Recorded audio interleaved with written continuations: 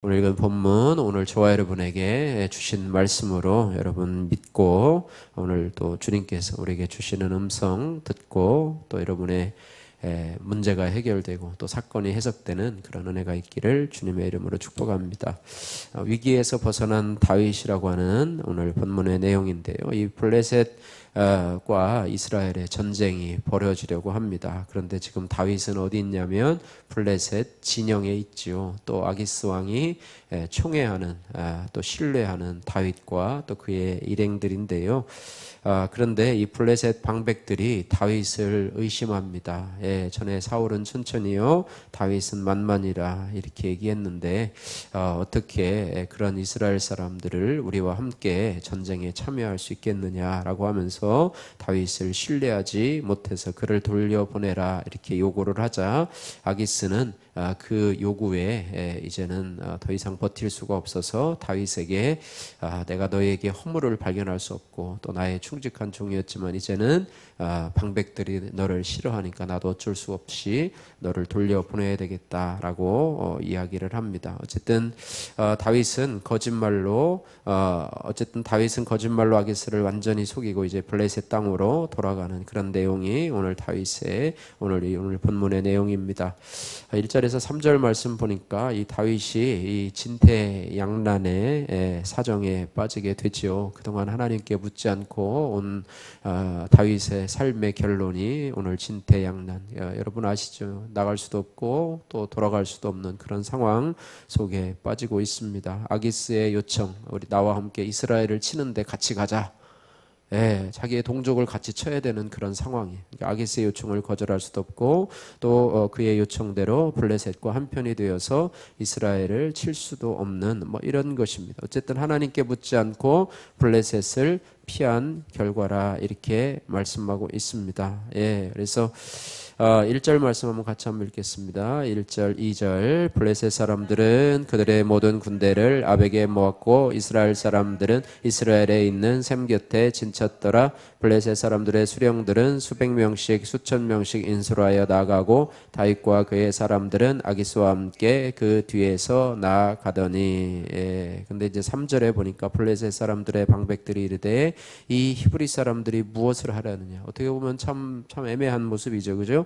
아기스가 블레셋 사람들의 방백들에게 이르되 이는 이스라엘 왕 사울의 신하 다윗이 아니냐. 그가 나와 함께 있은지 여러 날 여러 해로되 그가 망명하여 온 날부터 오늘까지 내가 그의 허물을 보지 못하였노라. 이렇게 말을 하고 있습니다. 그래서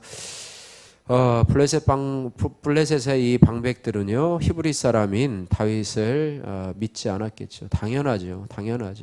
이스라엘의 장수였었는데, 사울의 충직한 신하였었는데, 이제 그가 우리 편에 와 있다니, 참 믿을 수가 없죠. 그러나 아기스는 다윗을 오랫동안 봐왔었고, 또 다윗도 아기스에 대해서 자신의 허물을 보이지 않았어요. 물론 거짓된 면도 있었지만은 어쨌든 허물을 보이지 않아서 어쨌든 아기스의 신뢰를 얻었던 것이 분명합니다. 그래서 이는 어쨌든 진퇴양난의 상황에 빠지게 된 것을 보면서 이 모든 것이 다윗을 이스라엘의 왕으로 세우시려는 뜻을 이루려고 하나님이 개입해서 보호하신 것이다. 이렇게 말씀하고 있습니다. 어쨌든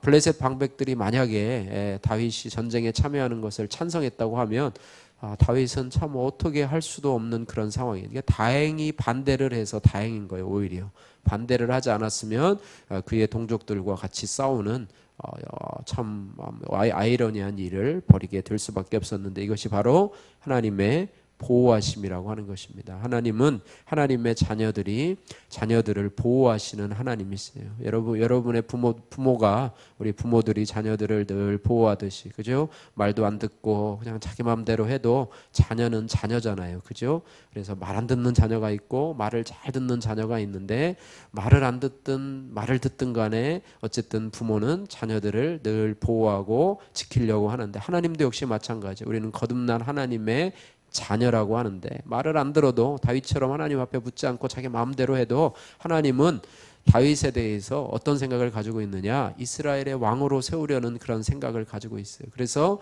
위기의 상황 속에서 다윗을 보호하시고, 오늘 하나님은 보이지 않지만 그 뒤에서 하나님은 그 뒤에서 다윗을 보호하시려고 블레셋 방백들의 마음들을 움직이게 된다라고 하는 것입니다. 그래서 우리가요, 할 수만 있으면 하나님의 자녀로서 우리가 하나님의 뜻을 늘 구하고, 할렐루야, 하나님의 뜻을 그걸 구하고, 내가 어려운 문제가 있거나 선택의 문제가 있으면 하나님 앞에 반드시 묻고 기다리면서, 근데 묻는다고 해서 뭐 하나님이 뭐 이렇게 해라 저렇게 해라 하는 것이 없이, 하지만 하나님께서 우리가 계속해서 기도하고 간구할 때 하나님 우리 마음속에 주는 생각들, 또 주변에서 주는 그런 지혜들, 이런 것들을 다 모아가지고 이렇게 하나님 앞에 해야 됩니다. 어제 차를 고치는 문제도 제가 그렇게 해서 어제 진행을 했는데요, 좀 제가 원래 스타일대로 하면 빨리빨리 진행하는 스타일인데, 이번에는 몇 차례를 숨을 이렇게 골랐어요. 그러면서 하나님 앞에 계속해서 기도하며 또 간구하고, 또 이상이 있어도 또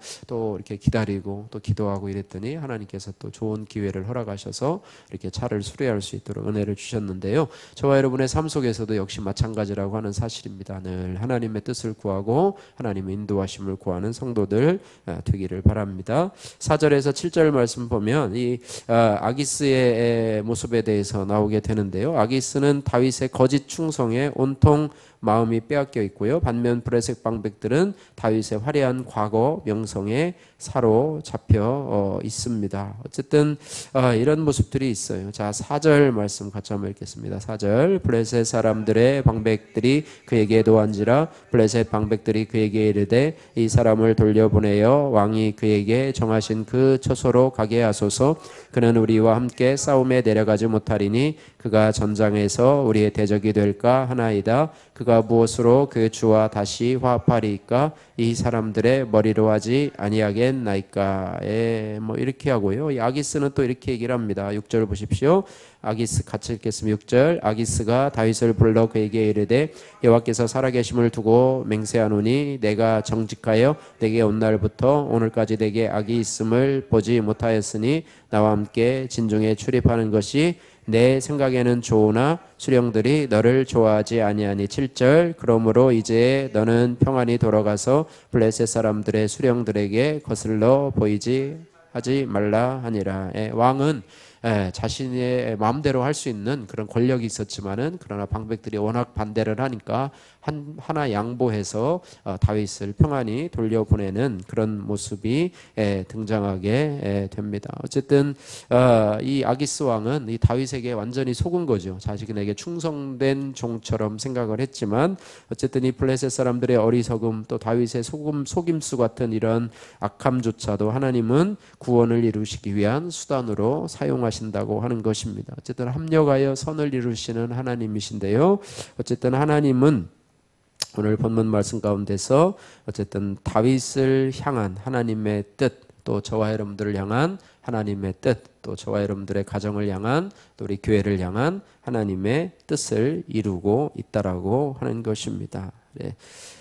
자, 8절에서 11절 말씀에 다윗은 아기스와 방백들을 속이기 위해서 완벽하게 연기를 하는데, 이 무서운 속임수에 넘어간 아기스는 다윗을 정말로 더욱 신뢰하게 되는 그런 모습입니다. 8절에 다윗이 아기스에게 한 말을 보겠습니다. 8절, 다윗이 아기스에게 이르되 내가 무엇을 하였나이까? 내가 당신 앞에 오늘까지 있는 동안에 당신이 종에게서 무엇을 보셨기에 내가 가서 내 주 왕의 원수와 싸우지 못하게 하시나요? 오히려 자신의 의로움을 주장하고 있습니다. 9절, 그러니까 9절 말씀에 아기스가 이렇게 대답하죠. 9절도 같이 읽습니다. 아기스가 다윗에게 대답하여 이르되 내가 내 목전에 하나님의 전령같이 선한 것을 내가 아나 블레셋 사람들의 방백들은 말하기를 그가 우리와 함께 전쟁에 올라가지 못하리라 하니 라고 하면서, 이제는 너희 신하들과 더불어 새벽에 일어나서 떠나라 라고 이야기를 하고 있습니다.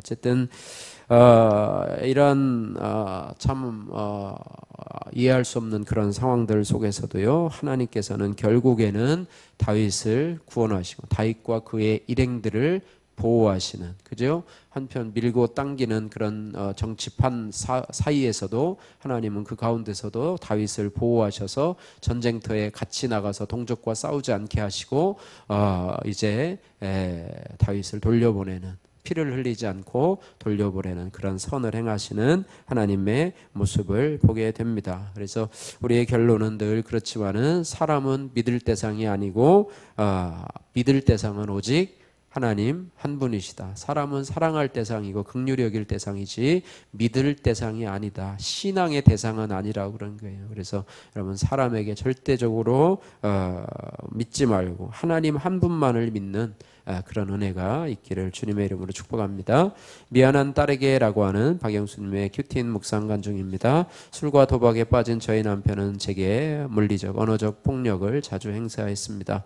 마치 다윗을 죽이려고 작정한 사울왕의 모습과 같았습니다. 그러니 저는 블레셋 수령들처럼 남편을 좋아하지 않는 마음이 켜켜이 쌓이게 되었습니다. 그런데 저는 그 미움과 원망을 애꿎은 두 딸에게 쏟아냈습니다. 아빠의 중독으로 우리가 언제 지하방으로 쫓겨날지 빚독촉에 시달릴지 몰라. 그러니 너희는 지금이라도 열심히 공부해라 라고 하며 혈기를 부리곤 했습니다. 당시 사춘기였던 큰딸은 제게 받은 상처를 술로 달랬고요. 그럼에도 저는 딸의 음주와 방황이 남편 때문이라며 남편만 더욱 원망했습니다. 그래서 때로는 이웃의 이혼이라고 하는 블레셋으로 망명하고 싶었습니다. 하지만 다윗이 블레셋 방백으로부터 미움을 받아 동족과의 전쟁을 피하게 된 것처럼 저도 이혼 위기를 겪으면서 믿음의 공동체를 만나게 되었습니다. 그리고 말씀으로 삶의 고난을 해석하고 제가 문제의 부모임을 인정했습니다. 하지만 그 후에도 큰딸은 혼전 임신을 하고 불신 결혼을 했습니다. 그리고 조울증을 앓다가 이혼까지 당하게 되었습니다. 그래서 현재 딸은 두 손주와 함께 저희 집에서 살고 있습니다. 그리고 조울줄 양을 먹는 게 너무 힘들다며 낮에는 자고 밤에는 이것저것 먹어댑니다. 그런 탓인지 살이 자꾸 찝니다. 그 모습을 보고 안타까운 마음을 표현하면 딸의 얼굴은 금세 굳어버리곤 합니다. 딸에게는 제 걱정이 엄마 눈에 거슬러 보이지 않게 하라는 말로 들리는 모양입니다.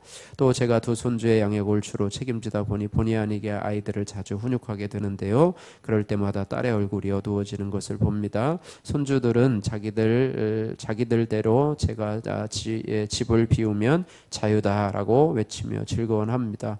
그러니 섭섭하기가 짝이 없겠지요. 구원의 손길을 경험하고 왔지만 저는 여전히 문제의 부모입니다. 딸과 손주에게 보여줄 것이 없는 저를 불쌍히 여겨 주시기를 기도합니다. 적용하기 딸에게 즉석식품을 끊고 운동하라는 말을 일주일에 한 번만 하겠습니다. 남편과 딸, 손주들의 말을 주님의 음성으로 듣고 토를 달지 않겠습니다. 기도하겠습니다. 사랑의 하나님 아버지 감사합니다. 오늘 다윗의 이런 위기 상황 속에서도 하나님께서 개입하셔서 그 위기를 벗어나게 하신 하나님이 바로 우리들의 하나님임을 고백합니다. 어떤 상황 속에서도 우리가 주님의 뜻을 구하게 하시고 또 우리의 잘못을 인정하고 회개할 수 있는 믿음을 주옵소서. 옳고 그름을 따지기보다는 주님이 베푸시는 은혜의 구원을 귀히 여기며 구원의 사명을 감당하게 하여 주옵소서. 오늘 하루 거짓과 속임수를 버리고 복음의 진리만을 말하며 살 수 있도록 주여 도와주옵소서. 합력해서 선을 이루시는 하나님 앞에 하나님 아버지 늘 주의 뜻을 구하며 하나님 기쁨이 되는 하나님의 자녀가 될 수 있도록 은혜 베풀어 주옵소서. 예수님 거룩하신 이름으로 기도드립니다. 아멘.